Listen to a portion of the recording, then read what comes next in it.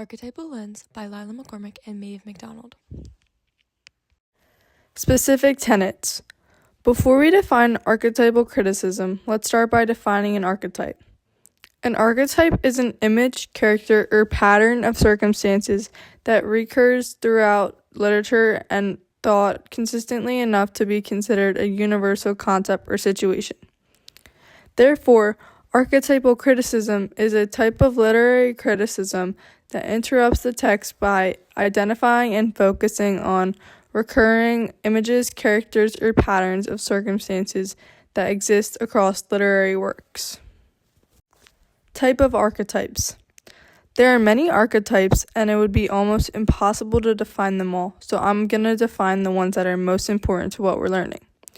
First, we have image/symbol.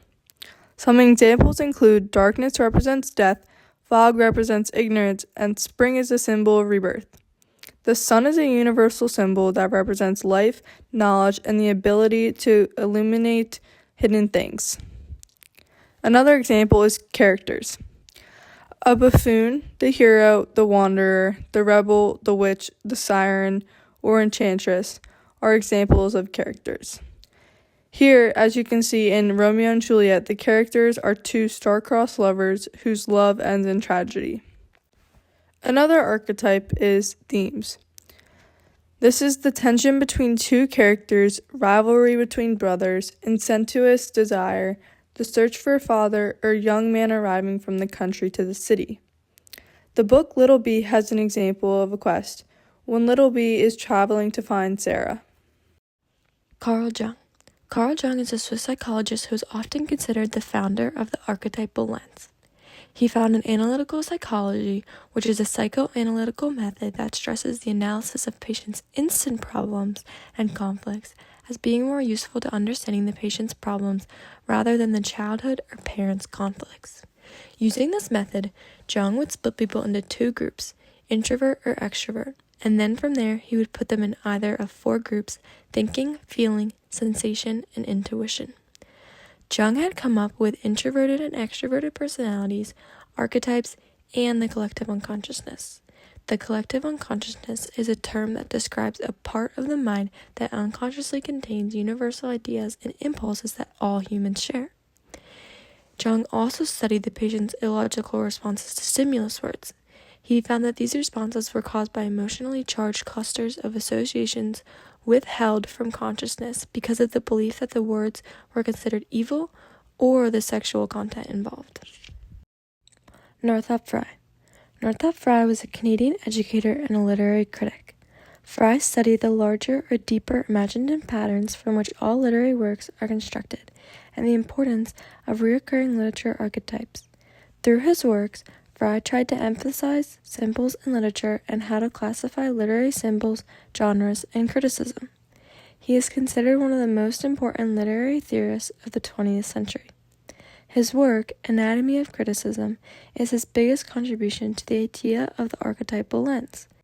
In this text, Frye focuses on the broader imaginative patterns and archetypes underlying literary works instead of just analyzing the language of individual texts.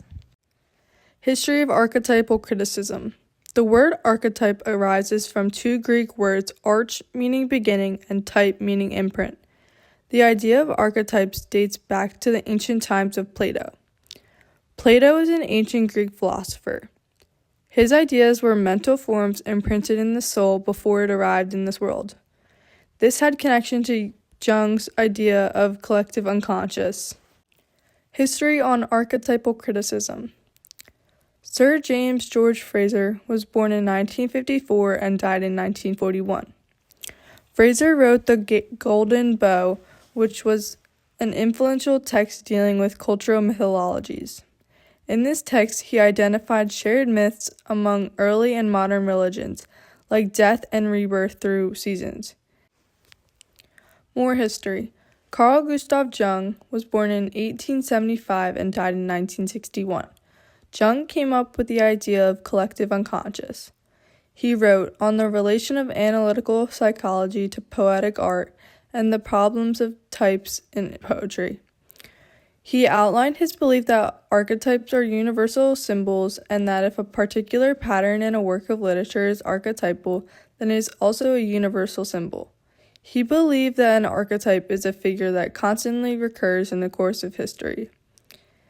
These experiences are passed down through history and are imprinted in an individual's consciousness, usually below the level of awareness.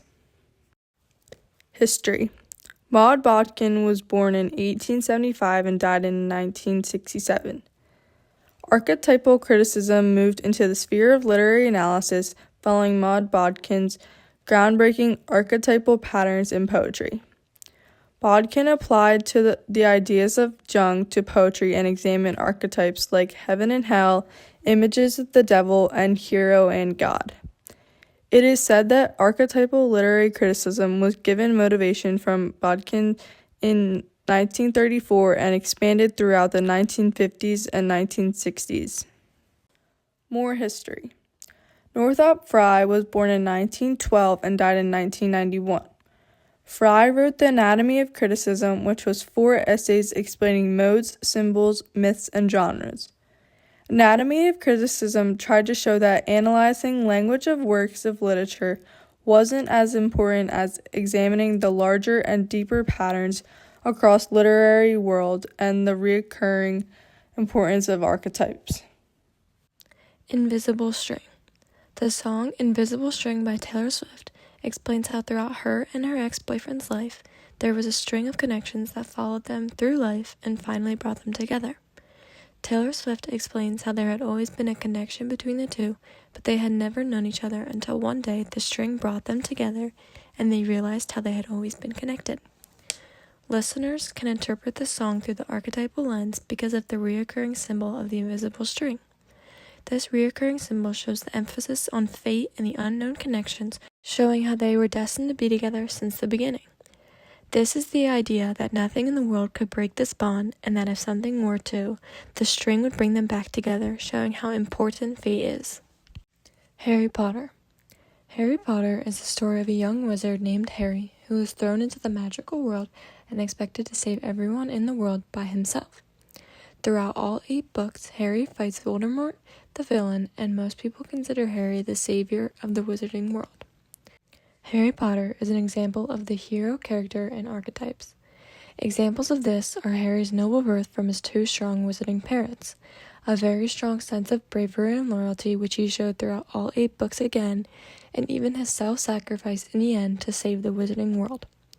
Harry was also faced with many challenges, like having to stay brave when he was a young boy when fighting the world's most powerful villain.